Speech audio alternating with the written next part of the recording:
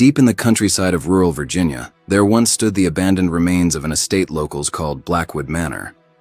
Most people avoided the place, not because of ghosts, at least not at first, but because of the stories surrounding the Blackwood family, a powerful plantation dynasty that existed in the 1800s and then slowly vanished from history. For decades, the land sat empty, the house rotting behind tall weeds and broken fences. Locals claimed the last member of the family died sometime in the early 1900s, and after that, the estate was sealed and forgotten.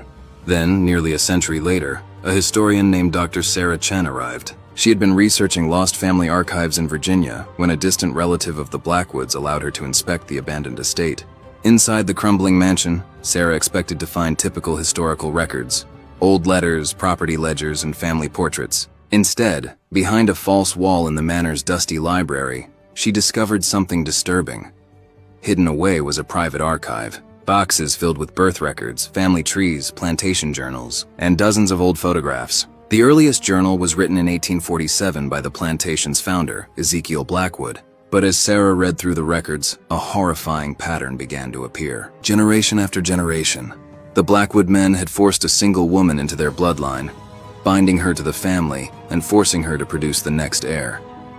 The documents tracked everything: births, deaths, illness, madness. Over time, the family's descendants began suffering strange deformities and mental instability, as if the bloodline itself was collapsing under the weight of what had been done.